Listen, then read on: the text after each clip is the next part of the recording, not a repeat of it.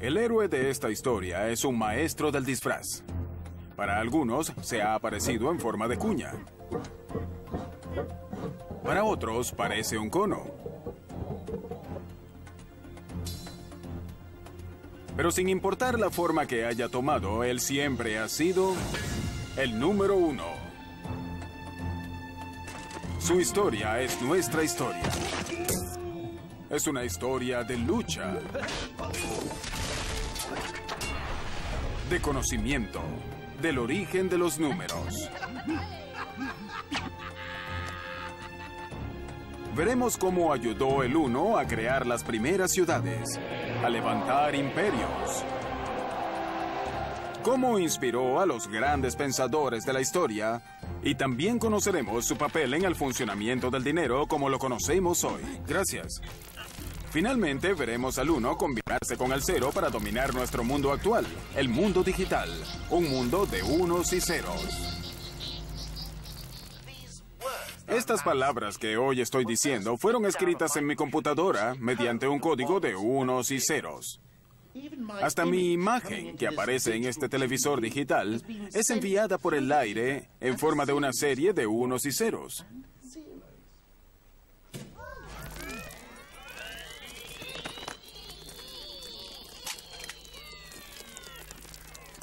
Bien, ¿cómo es que estos dos dígitos llegaron a dominar nuestro mundo?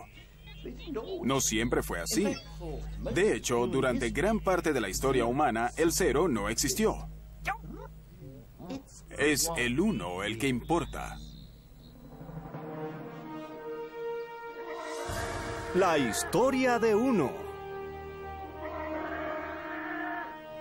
¿De dónde viene el 1? Pues su historia comienza con el origen del mundo. Hace unos 3.400 millones de años, años más, años menos, por supuesto. El primer y primitivo 1 saltó del caldo primario y cayó en tierra firme.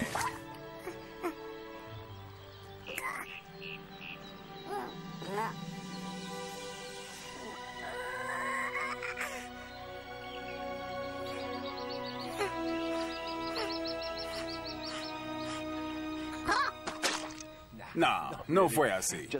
Era una broma. De hecho, los orígenes del 1 están envueltos en un misterio.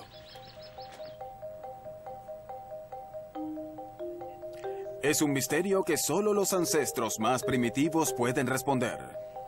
En algún momento, uno de ellos debe haber sido el primero que utilizó el 1 para contar. ¿Pero cuándo? Desde que el hombre aprendió a hacer marcas en los huesos, ha hecho precisamente eso, marcas en los huesos.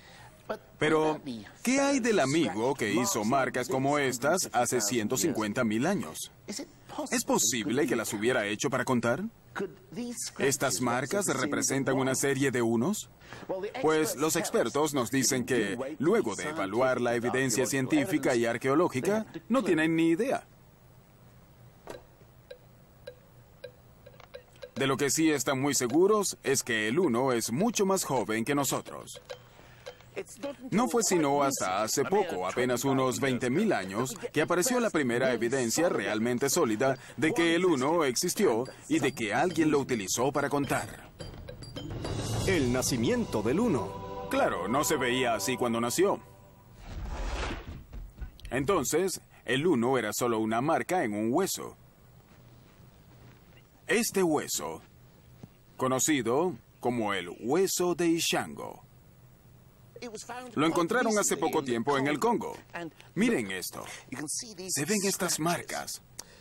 Sabemos que cada una representa un 1. ¿Cómo lo sabemos?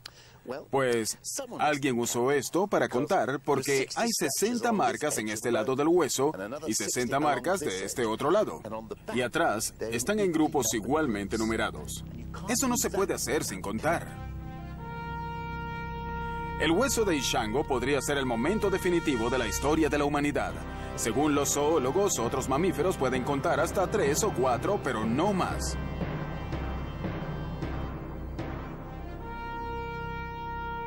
Al convertir un 1 en una marca, Nuestros primeros ancestros pudieron contar hasta 4, 5 o 6. Claro está, si eran inteligentes. De hecho, podían contar la cantidad de unos que quisieran.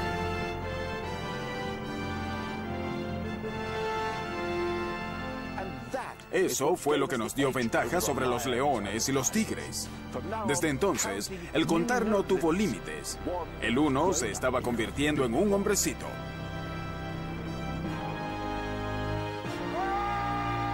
¿Pueden apagar ya esa música?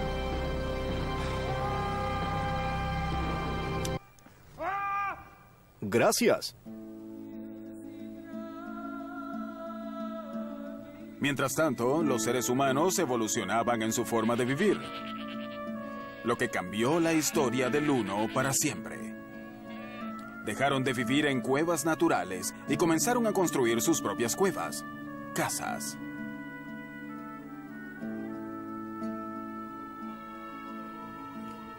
El próximo gran paso en la vida del 1 sucedería en la antigua civilización de Sumeria, en el Medio Oriente, hacia el año... Bueno, aquí lo tienen, el 4000 a.C. En esta época, los sumerios decidieron darle al 1 su independencia. Dejaron de marcarlo en un hueso y lo liberaron al representarlo mediante una ficha. El 1 se civiliza. Esta transformación cambió no solo la vida del 1, sino el curso de toda la historia. La invención de las fichas les permitió a los sumerios hacer lo que nadie había hecho nunca antes. Si se agregan marcas a un palo o a un hueso, solo se pueden sumar y ya. Con las fichas, uno puede restar. Digamos que tienes 6 pollos y te comes 5. ¿Qué te queda? Una indigestión. No, inventaste la aritmética. Ha sido el mayor logro del 1 hasta ahora. Pero, ¿por qué pasó aquí?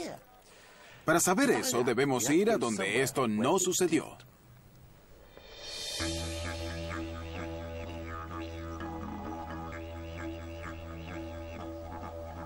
Conozcan a los Warlpiri de Australia Central.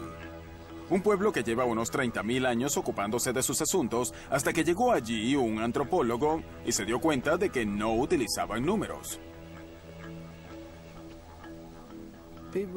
La gente se interesó mucho en Warlpiri porque en nuestro idioma no utilizamos los números.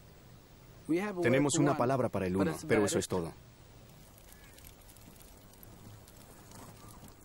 Hasta hace poco los Warlpiri vivían sin el uso de números. ¿Cómo es posible hacer eso? Las cosas que ustedes hacen en su mundo son distintas aquí. El viejo Halpal Harry, por ejemplo, nunca conoció los números. Hola, Halpal Harry. ¿Cuántas veces te has casado? Una. ¿Cuántos nietos tienes?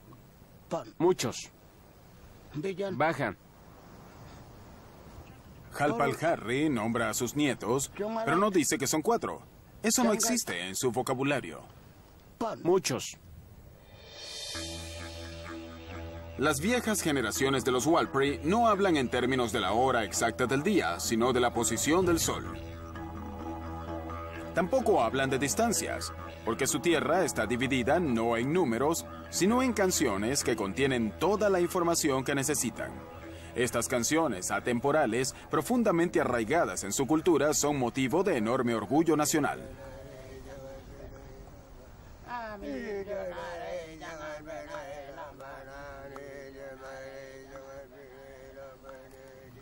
De hecho, en su vida tradicional, un Warlpiri no necesita un sistema numérico, mucho menos la aritmética. Entonces, ¿por qué del otro lado del mundo, hace 6.000 años, el pueblo sumerio necesitó convertir el 1 en una ficha e inventar la matemática?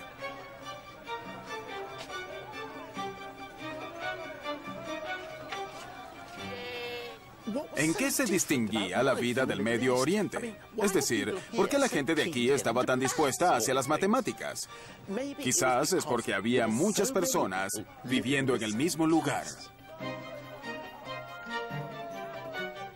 A diferencia de los Walpri, los sumerios vivían en ciudades y las ciudades necesitan organización. Los granos debían guardarse y distribuirse, y para saber la cantidad que le tocaba a cada quien hacía falta la aritmética. Por eso, los sumerios convirtieron al uno en una ficha en forma de cono. Esas fichas permitieron los medios necesarios para medir la riqueza, calcular ganancias y pérdidas, y lo más importante, cobrar impuestos. Sí, la vida citadina tiene la culpa de que existan las matemáticas.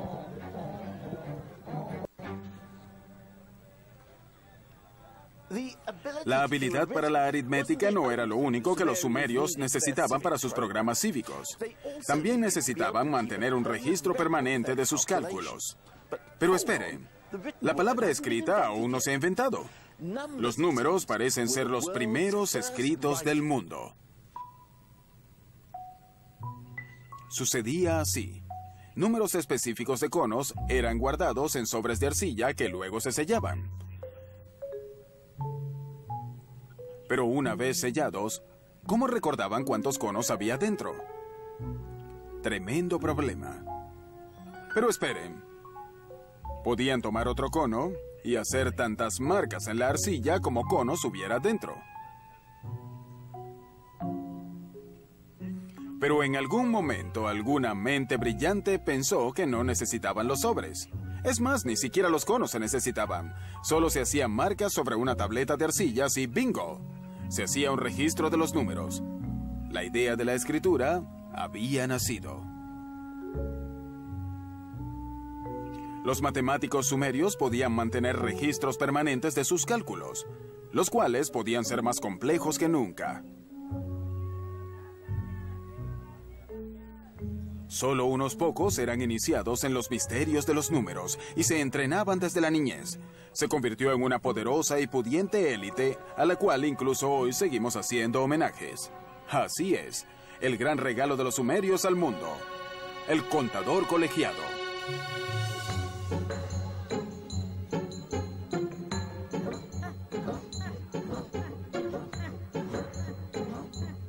El uno era tan disciplinado y organizado como nunca antes. Se convirtió en una poderosa herramienta, útil para poder construir imperios, que fue precisamente lo que le pasó al uno en su próxima encarnación. El uno se convierte en una medida.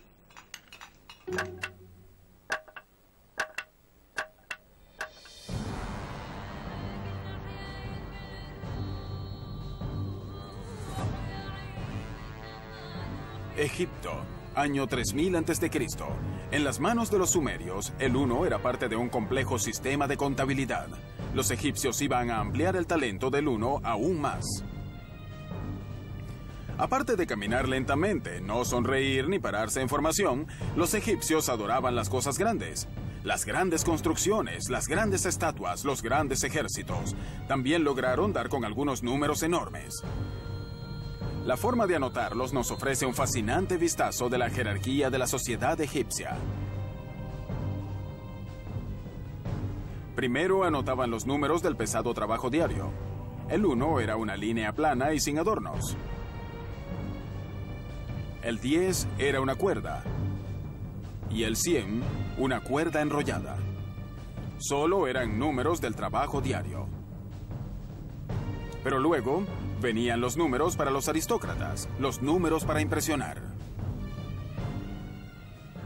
Para anotar 100 dibujaban un loto, símbolo de placer. Para 1000, un dedo amenazador.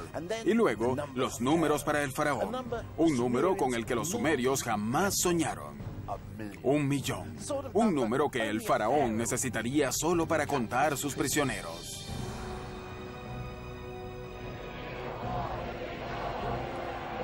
Fue el primer millón jamás concebido, y su símbolo era el de un prisionero pidiendo perdón. O quizás el del contador pidiendo que no le pusieran a contar prisioneros. En fin, el 1 estaba tan ocupado como nunca. Pero el 1 tenía otro empleo que los egipcios querían que hiciera, quizás el más importante de todos. Necesitaban que el 1 los ayudara en las construcciones. Los primeros egipcios eran excelentes constructores y tenían un buen ojo para la belleza. Pero no se puede crear un edificio hermoso sin medir las cosas bien. Y no se puede medir nada bien a menos que sepas cuál es la unidad de medida. Es decir, cuánto medía ese uno. Para resolver este problema, los egipcios hicieron algo que nadie más había hecho. Definieron su versión propia del uno. La basaron en el largo del brazo de un hombre, desde el codo hasta la punta de los dedos más el ancho de la mano. Así, el uno fue conocido como el codo, la medida de todo, la regla indiscutible.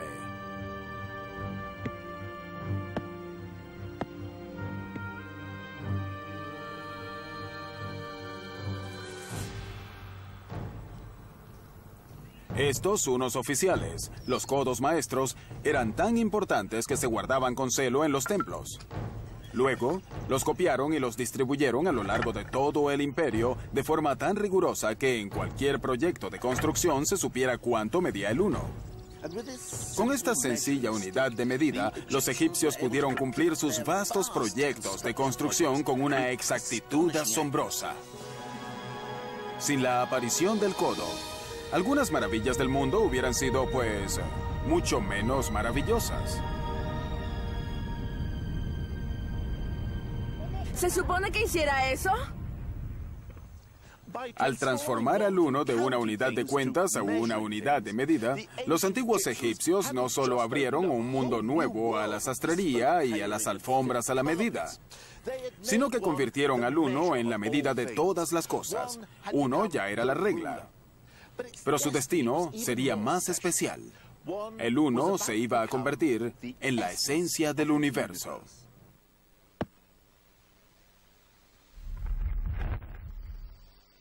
El uno se convierte en un dios griego.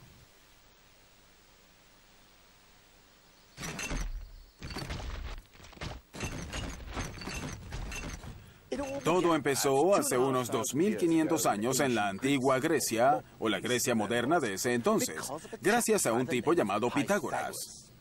Pitágoras. ¿No había una teoría así? El cuadrado de la hipotenusa del ángulo recto de un triángulo es igual a la suma de los cuadrados de los dos lados adyacentes. Así es, el teorema de Pitágoras. Muy aburrido, yo nunca lo entendí. Yo creo que Pitágoras es un sujeto muy interesante. ¿En serio? Tuvo una escuela en la que sus alumnos debían renunciar a sus posesiones materiales, comer solo vegetales y jurar que jamás tocarían los granos. ¿Y por qué eso?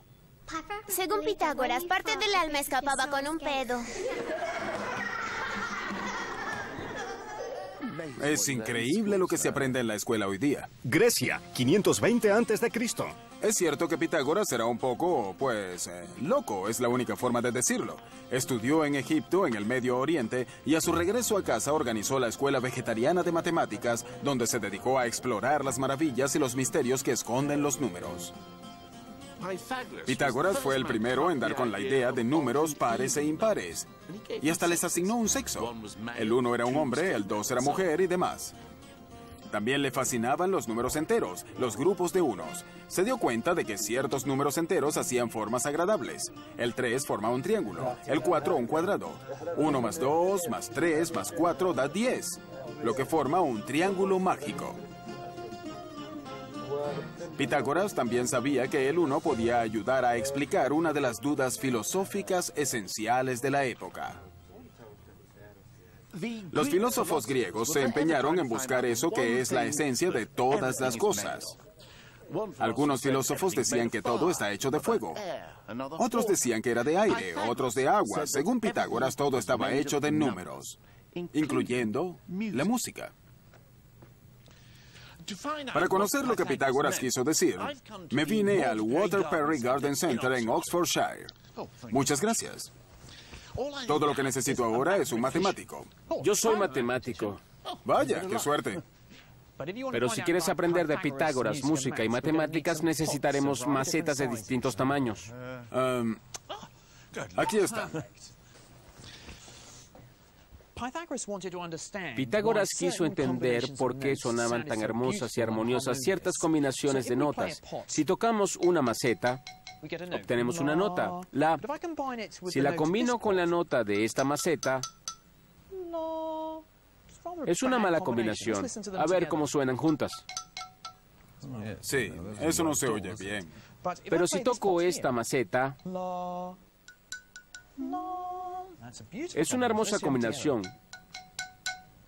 Oigámosla juntas. ¿Por qué es una combinación tan hermosa? Pues, por las matemáticas. La relación entre las ondas de las dos macetas forma una relación perfecta de 1 a 2. La combinación entre números enteros es lo que produce el sonido, a diferencia de la otra maceta, que es una relación de 1 a 1,264. No es una buena relación entre enteros, lo que causa el mal sonido.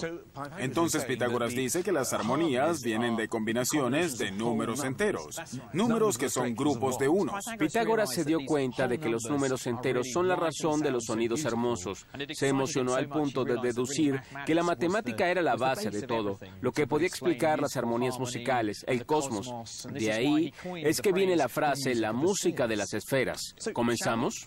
Claro, ¿por qué no?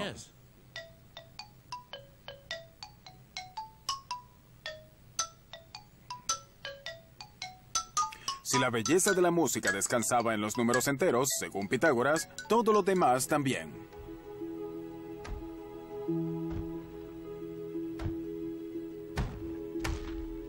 Ya que los números enteros son agrupaciones de unos, el uno debía ser el material esencial del que el universo estaba construido.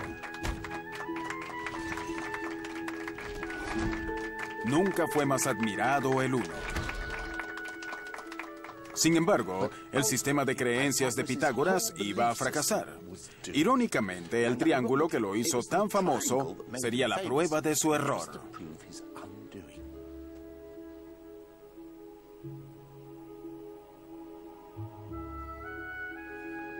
Si el uno estaba en el núcleo de todo, también debía estarlo en el núcleo del triángulo.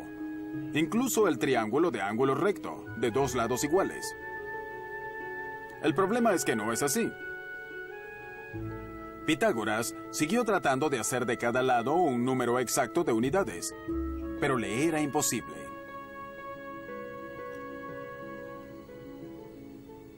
Cuando uno de sus discípulos le hizo ver esto, los demás lo abrumaron. El sistema de creencias de Pitágoras, de que el mundo estaba basado en unidades, era una mentira.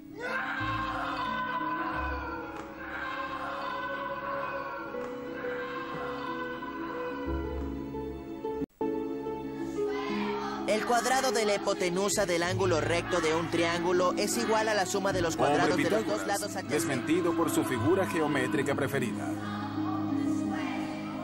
Sin embargo, el uno estaba por iniciar una nueva carrera. Solo que antes tendría que ser un poco menos real.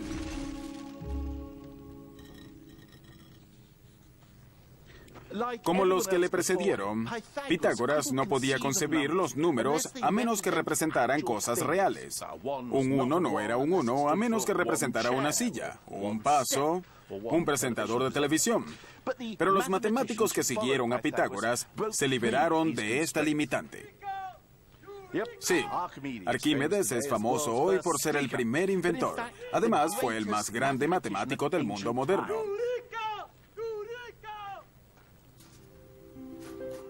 A Arquímedes le encantaba jugar con los números, por lo que llevó las matemáticas al reino de lo inimaginable, ya que en estos juegos hacía que los números hicieran cosas imposibles, como por ejemplo, averiguar cuántos granos de arena hacían falta para llenar el universo. Aunque algunos de estos juegos parecían triviales, a veces arrojaban resultados prácticos de los cuales nos beneficiamos hoy día. Por ejemplo, estaba obsesionado con lo que sucedería si se convertía una esfera en un cilindro. ¿Cuál sería la diferencia en el área que ocuparía? En lo personal me importa un bledo, pero para Arquímedes, el momento más importante de su vida fue lograr el éxito al encontrar una fórmula. Aunque fue apenas un alarde de conocimiento matemático, al final probó ser asombrosamente útil. Gracias a Arquímedes, los cartógrafos modernos pudieron convertir el globo terráqueo en un mapa plano. El 1 ya no era la esencia del universo, pero ayudaba a crear la era dorada de las matemáticas teóricas.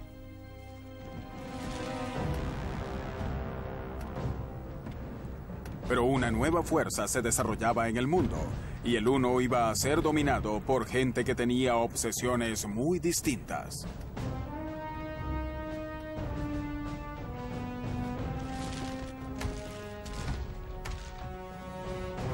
Arquímedes vivía en Siracusa, ciudad que fue invadida por los romanos en el 212 a.C., mientras estaba en mitad de un cálculo difícil. De hecho, estaba tan concentrado en su trabajo que solo pudo decir: «Le ruego que no me interrumpa». Comentario no muy inteligente.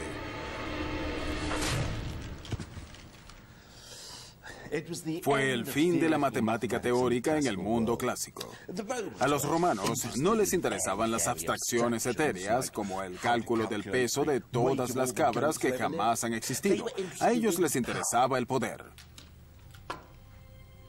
Le gustara o no, el 1 era un servidor de Roma. Debía dejar detrás el confuso mundo de las matemáticas abstractas y asumir asuntos más prácticos. El 1 entra al ejército. Se convirtió en la base del mundo romano, ya que lo usaron para imponer un rígido yugo numérico en sus ejércitos. Había 10 hombres en una sección. 10 secciones con 100 hombres eran las llamadas centurias. A 2 secciones se les llamaba manipulus, lo cual significa literalmente un puñado, lo cual imagino que eran 200 soldados romanos. Hasta los castigos se plegaban a principios numéricos. Si una legión sufría una derrota humillante, toda la legión era diezmada, palabra que proviene del latín decem o 10. Sin importar su culpa, 1 de cada 10 soldados era asesinado.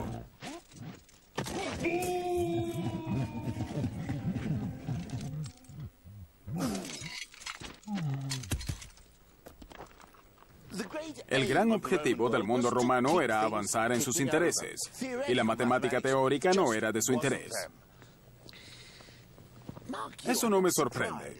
Los números romanos no facilitan en nada las cosas. Mírenlos. Son versiones mejoradas de las viejas marcas en los huesos. La única novedad es que hay más símbolos mientras la cifra sea más alta. El 5 es B, el 10 es X, el 100 es C, hasta llegar al símbolo del millón. Pero solo se trata de un sistema para contar. Está bien para las inscripciones en las tumbas, pero no es apropiado para las complicaciones de la matemática teórica. Tratemos de escribir 1000 millones. En nuestros números modernos tardé como 8 segundos. Ya lo intenté. En números romanos tardé como 16 minutos. No nos sorprende que los romanos no usaran sus números para calcular. El cálculo debía hacerse en una tabla de contar, una versión antigua del ábaco.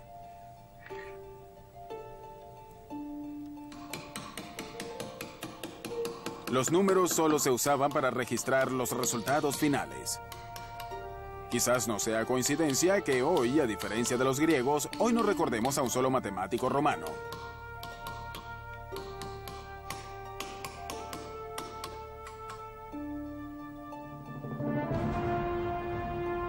Al expandirse el poderío romano, también lo hizo su sistema numeral.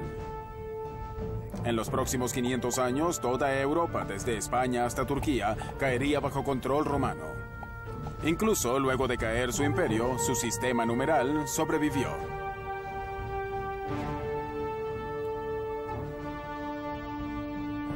Pero aunque el sistema numeral parecía ser indestructible, no lo era. Su némesis llegó del este, de India para ser precisos, en el año 500 de nuestra era. Años más, años menos.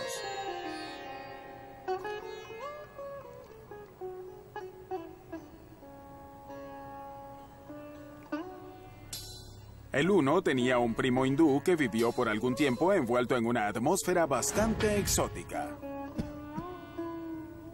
El iluminado. Los hindúes parecían estar menos preocupados por su organización militar que por renunciar al mundo y hallar la iluminación. Pero el nirvana no queda a la vuelta de la esquina. Para alcanzarlo se requiere de un viaje muy largo que toma muchísimo tiempo. Para cumplir con esto, los hindúes dieron con unos números estupendamente grandes.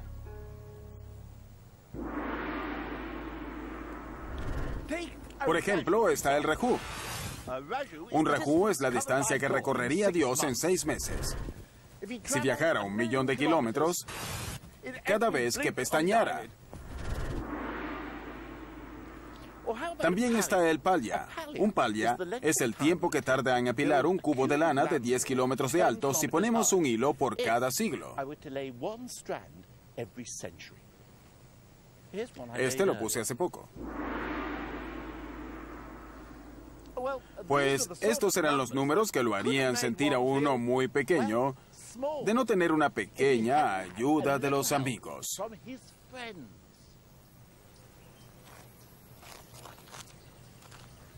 A diferencia de los romanos, los hindúes desarrollaron un sistema para manejar los grandes números. Desarrollaron un símbolo distinto correspondiente del 1 al 9. 1, 2, 3. Si lo haces rápido, obtienes los números arábigos. No, no son arábigos, son hindúes. Los utilizamos desde el 500 después de Cristo. Tienen razón, ¿saben? Los números que usamos hoy se llaman arábigos, pero en realidad nacieron en India hacia el 500 antes de Cristo. Pero hace unos 1500 años, o quizás un poco más, si vuelven a ver este programa después, a alguien se le ocurrió una estupenda, increíble y extraordinaria idea. La mayor revolución en los números desde que los sumerios inventaron la matemática. Una creación que cambiaría al mundo. Inventaron un número completamente nuevo. Y ese número está aquí, dentro de este pequeño templo de 11.000 años de antigüedad, localizado en Wailor, al norte de India. Luego de un viaje de como 1000 kilómetros, al fin voy a verlo.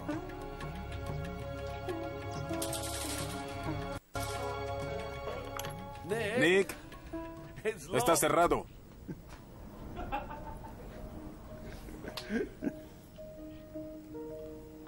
Por lo pronto, esperamos. Y mientras esperamos, me pregunto por qué no inventaron antes este nuevo número. Es un número muy sencillo, que se dice en solo un momento y se dice en menos de un segundo. Ya llegó. Pero una vez inventado, cambió la vida del uno, así como también la vida de todo el mundo.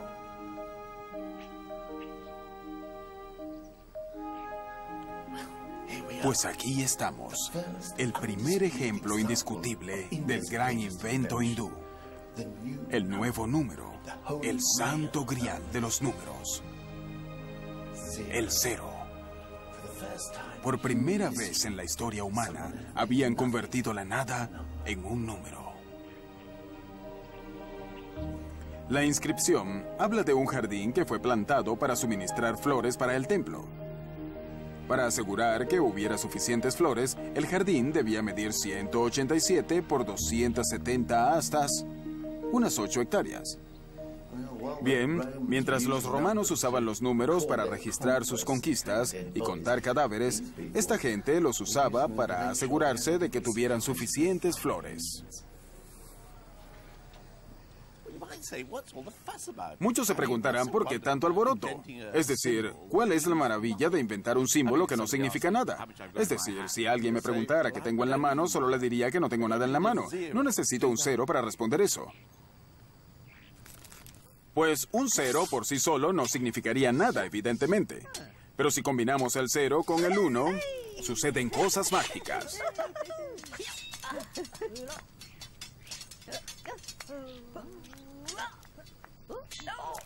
Y cuando se les une el resto de la tropa, los resultados son espectaculares.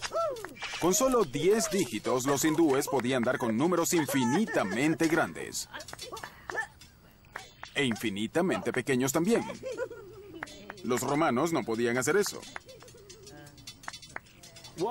El 1 había conseguido al compañero perfecto en el 0, una sociedad que iba a cambiar el mundo. Gracias al resto de los dígitos, la ciencia de la India pudo adelantarse.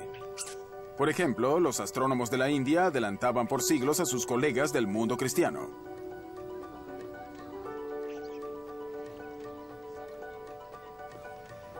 Los científicos hindúes resolvieron que la Tierra se movía sobre su propio eje y que se movía alrededor del Sol. Algo que en Europa Copérnico descubrió apenas 1000 años después. Los científicos hindúes también calcularon el diámetro de nuestro planeta con un margen de error menor al 1% de la medida verdadera. Todo esto fue posible gracias al 0, al 1 y al resto de los números que conforman el sistema. Eran una sensación y su fama comenzó a recorrer todo el mundo. Tarde o temprano habría un conflicto con los números romanos. Pero por ahora, el 1, el 0 y el resto de sus amigos lograron cruzar el desierto de Arabia. El 1 va a Occidente. Así se apoderaron de una de las sociedades más sofisticadas de la época, enclavada en lo que es hoy Irak. Bagdad, 762 de nuestra era. Controle la velocidad sin matar a su camello. Cuando el Islam tenía más o menos 100 años de edad, Bagdad era gobernada por el gran califa Al-Mansur. El califa deseaba que su gente viviera según el Corán, por lo que quiso instaurar tribunales y jueces que siguieran la ley del profeta. Bien, la ley del profeta está llena de instrucciones que necesitan muchos cálculos matemáticos que deben ser resueltos de manera precisa. Por ejemplo, a diferencia del cristianismo, el Corán insiste en que las mujeres compartan las herencias. Según el libro, debe haber una parte para el hombre y una parte para la mujer. Y cada parte depende del número de parientes y su relación con el fallecido. Para resolver tal cosa hacían falta fracciones y aproximaciones, pero esta gente contaba con los dedos. No es que no entendieran de aritmética compleja, solo que su sistema numérico no los ayudaba.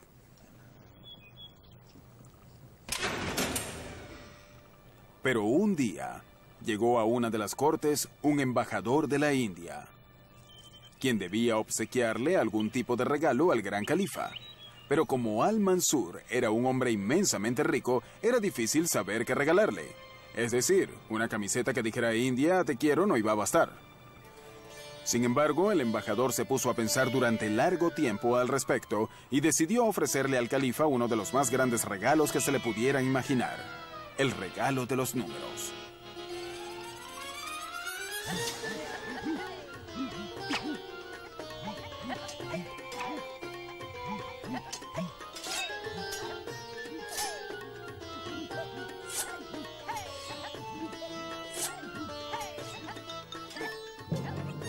En verdad, no sabemos con seguridad cómo fue que llegó el sistema numeral de la India al mundo islámico. Pero la historia del embajador es mi favorita.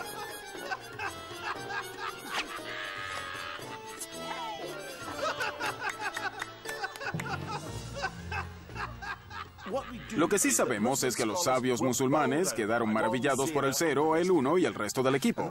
Y el más famoso de esos sabios era un hombre llamado Al-Khwarizmi. Al-Khwarizmi.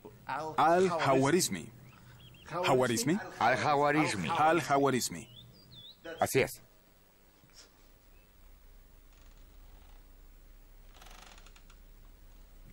Al-Khwarizmi y sus colegas le enseñaron a los recién llegados números una gran cantidad de trucos nuevos. Ecuaciones cuadráticas. Álgebra. El pastel logarítmico cúbico y... Bueno, está bien, esto último lo inventé yo. Pero estas nuevas hazañas numéricas hicieron que las ciencias, como las matemáticas y la astronomía, alcanzaran su máxima expresión en el Medio Oriente. El sistema de la India se convirtió en un gran éxito en el mundo islámico. Pero al otro lado del Mediterráneo, la Europa cristiana seguía dominada por el inflexible ejército de los números romanos. Además, por ser romanos, no iban a ceder terreno tan fácilmente ante los recién llegados. El choque entre ambos sistemas era inevitable, y a la hora de darse, cambiaría la historia del mundo occidental. El uno se adueña de Europa.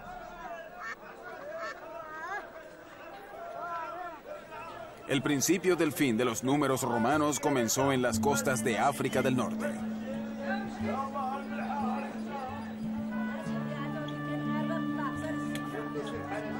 Los mercaderes musulmanes no habían tardado en adoptar el sistema del 0, 1 y compañía para sus transacciones. Para finales del siglo XII, los numerales hindúes eran de uso común. Fue en el boyante puerto de Béjaia que el hijo de un diplomático italiano de misión en Argelia vio por primera vez la maravilla de aquellos números.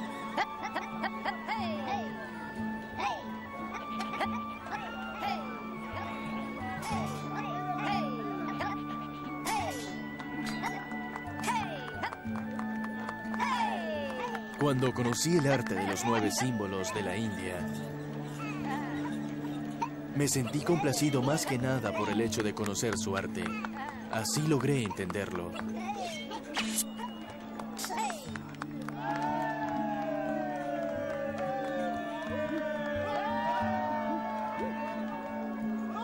Aquel joven, conocido como Leonardo Fibonacci, quedó tan maravillado por los números hindúes que cuando volvió a casa decidió llevárselos con él. En 1202 escribió su famoso libro de cálculo llamado precisamente así, el libro del cálculo. Fibonacci es considerado uno de los grandes matemáticos de todos los tiempos, y su libro fue en su época una introducción al sistema numeral hindú. Pero Fibonacci no fue un teórico aislado de su entorno. Parte de su libro de cálculos estaba destinado específicamente a los mercaderes, a mostrarles cómo valerse de los números hindúes, por ejemplo, para calcular beneficios.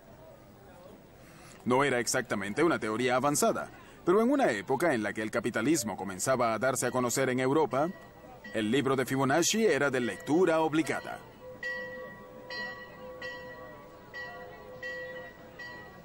Por desgracia, la gente siguió sintiéndose cómoda con el antiguo sistema numeral. Después de todo, llevaban casi 1000 años contando con ellos. Los viejos números romanos no iban a hacerle la vida fácil a los recién llegados de la India.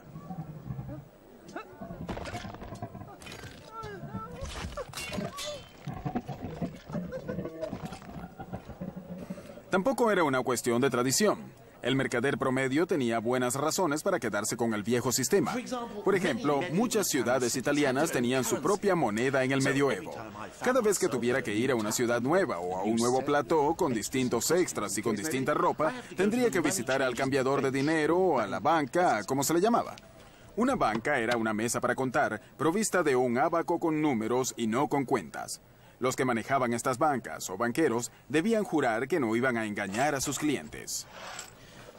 Imagínense si un juez se entera de que me engañó, vendrá a romperle la banca. Su banca quedaría rupta, es decir, rota, por lo que terminaría en bancarrupta, frase que origina la palabra bancarrota. Hola, ¿cuánto me da por esto? No estoy seguro.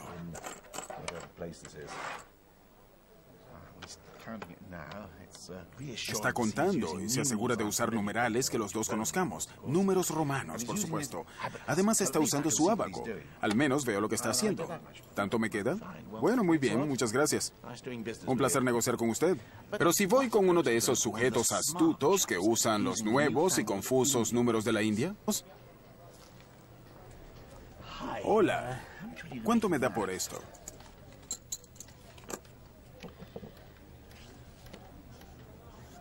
¿Lo ven? Aquí está el problema. Como buen medieval, no tengo idea de lo que escribe. Con razón, la gente sospechaba. Si mi banquero llevara mis cuentas en chino, hasta yo sospecharía. Gracias. No tengo idea de cómo calculaste esto, pero gracias de todas formas. La desconfianza era inobjetable. En 1229, la ciudad de Florencia llegó al punto de prohibir que los mercaderes usaran los nuevos números en sus cuentas. Debían usar números romanos. Pero ningún número despertaba más sospecha que el socio del 1, el 0. Un escritor expresó que el 0 era un signo que creaba confusión y dificultades.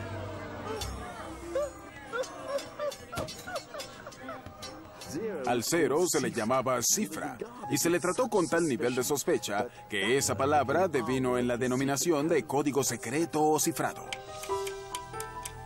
De todas formas, los días del viejo sistema estaban contados y supongo que la culpa la tiene la codicia humana.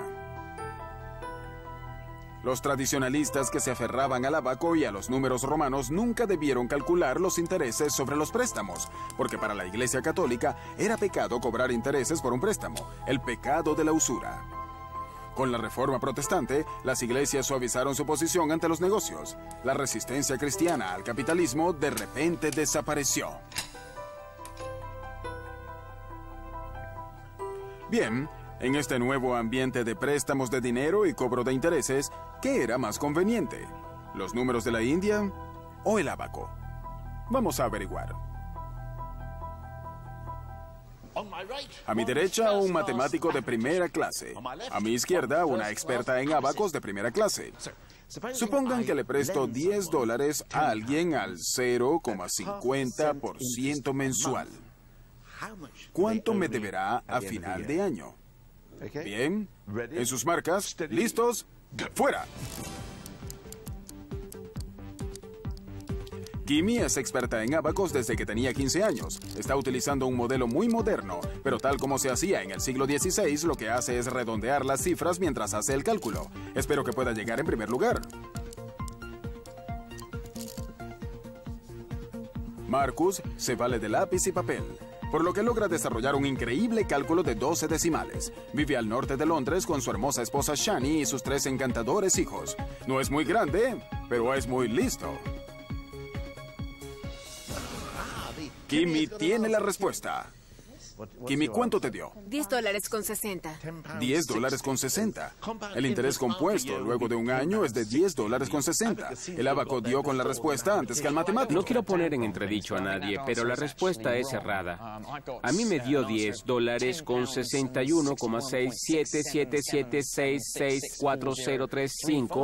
para ser precisos. Tomé en cuenta la sutileza del interés compuesto que va sumando un poco más cada vez. Por eso tengo el 1,67 adicional. Para los empresarios medievales, allí estaba la diferencia entre ganarse la vida y quebrar. Quizás es por eso que el que usa un ábaco se ve tan descuidado. Mientras el capitalismo ganó respeto, el cálculo de intereses e intereses compuestos era de rigor para cualquier empresario que se preciara de ello.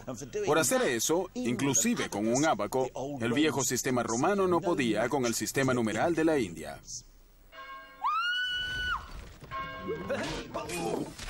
Siglos después de que Fibonacci los trajera a Europa, los números de la India al fin pudieron ganar la guerra contra los viejos romanos. Eran rápidos y versátiles, además de que hacían mejor equipo con el 0 y el 1 a la cabeza.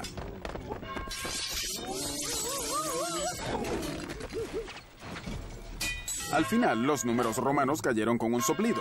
El viejo sistema numeral había caído en bancarrota. Pero el 1 y el 0 tenían otros planes para el futuro. Y no incluían a los otros números. El 1 y el 0 se independizan. Mientras tanto, el grupo completo de números tomó al mundo occidental por asalto. Con ellos, a los navegantes europeos se les hizo más fácil calcular la latitud y por eso se atrevieron a cruzar el gran océano sin ver la tierra a la que iban a llegar. Así fue que llegaron a América. Los nuevos números se convirtieron en el vocabulario de la banca moderna que conocemos. Pero había demasiado margen para un viejo problema: el error humano.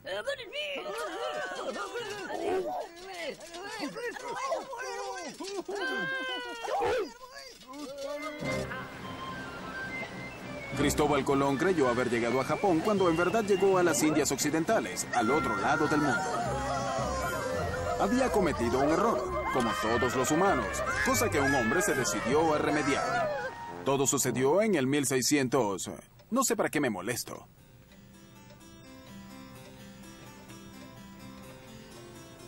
Gottfried Wilhelm Leibniz fue uno de los más grandes matemáticos de todos los tiempos, tanto que se decidió a liberar a la humanidad de la maldición del error humano.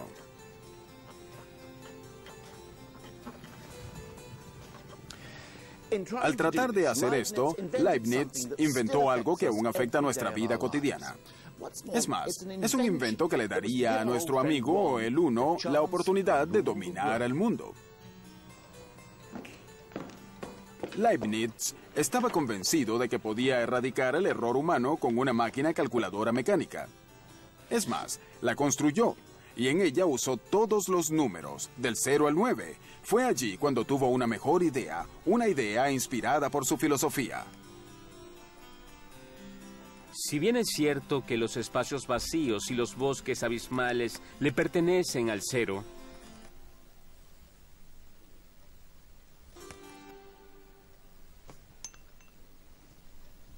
también es cierto que el Espíritu de Dios y de la luz le pertenecen al poderoso Uno. En otras palabras, para parafrasear a Leibniz de manera muy libre, el universo se parece mucho al queso suizo, cosa que algunos sospechamos desde hace años. Los hoyos son tan importantes como el queso mismo. Así que para construir al mundo hace falta un todo que correspondería al número 1 y también una nada, y es allí donde el 0 se destaca. Leibniz estaba convencido de que el 0 y el 1 eran los únicos números que el mundo necesitaba. Con esos dos números, en su opinión, podía alcanzar cualquier sueño matemático. Y lo que es más, eliminar el error humano. Por eso se deshizo de los otros números y desarrolló un sistema que constaba solo de unos y ceros, y lo llamó el sistema binario. Esperen, ¿cómo se pueden expresar todos los números solo mediante unos y ceros? Creo que es hora de que hable con alguien que sepa sobre estas cosas. Marcus, necesito entender el sistema binario. ¿Binario? Voy a expresar un número en binario. Bien. Aquí está el número 9 en código binario. ¿Solo se usan unos y ceros para escribir cualquier número? Solo ceros y unos. Así es 9 en binario. Me parece que dice 1001. Porque estás obsesionado con tus 10 dedos y te gusta contar en decenas. No estoy La primera obsesionado. columna dice la cantidad de unidades, la segunda la cantidad de decenas, la tercera cuántos cientos y la cuarta cuántos miles hay. Pero en binario las cosas son muy distintas. En binario lo que las columnas miden es la cantidad de unos, de dos, de cuatros, de ochos. Aquí tenemos un huevo. Solo podemos representar cantidades mediante unos y ceros. Claro. Bien, solo podemos poner un huevo o quitarlo. Un huevo es un 1. Un huevo representa el 1. Te mostraré un 9 en binario. Ocupo el 8. Tengo un huevo en la cuarta columna. Es un 1. Sí, ocupo la cuarta columna correspondiente al 8. Como 8 más 1 es 9, necesito 1 en la primera columna. Así en binario el número 9 es 1 en la casilla del 8.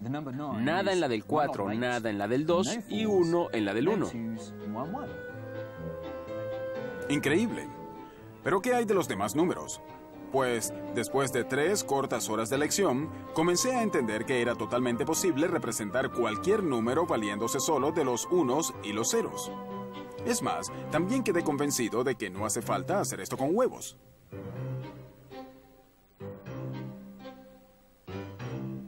Es un sistema mecánico. Es muy mecánico el proceso de unos y ceros. Por eso es perfecto para una máquina. A la máquina no le importa cuán grande sea un número. Puede manejar una cifra alta, mientras que nosotros no somos buenos en eso. Lo que le interesa a la máquina es agregar números de manera efectiva. Por eso el sistema binario es perfecto para las máquinas. Leibniz diseñó una máquina binaria. Solo que la suya usaba canicas de metal y ranuras en vez de huevos y tazas. Desde ahora, los errores parecían ser cosas del pasado. La era digital se alistaba para apoderarse del mundo. Por desgracia, nunca la construyó.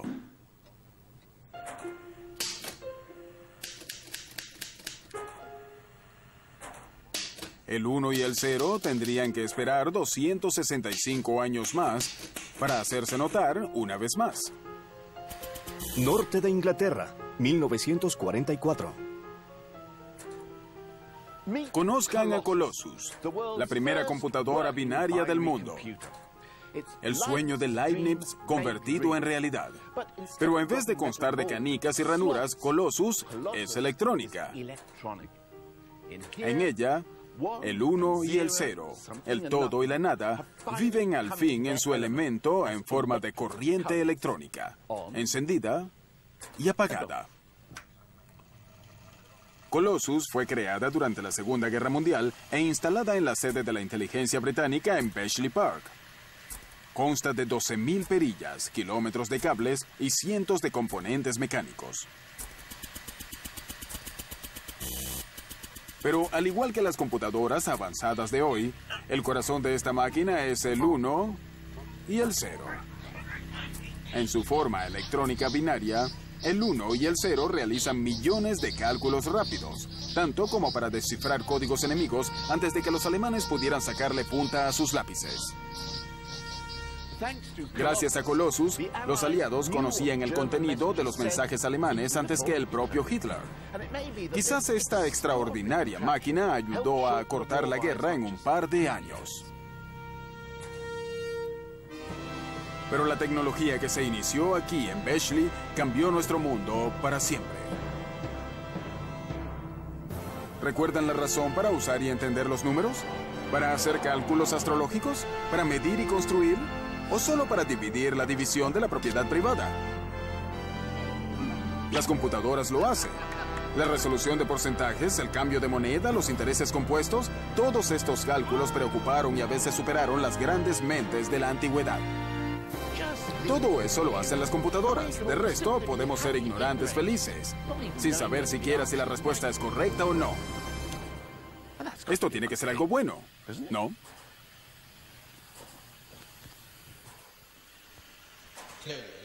Terry. ¿A dónde vas, Terry? No me dejes solo, Terry. No, Terry. ¡Terry! En la era de las computadoras, todo nuestro mundo se mantiene en una corriente de unos y ceros. Desde nuestras cuentas bancarias y registros médicos hasta el código de barras de la comida de mi gato. El resto de los números pueden considerarse relegados a la papelera de la historia. Unos y ceros son todo lo que necesitamos. El viejo y habilidoso dúo ha triunfado sobre todos.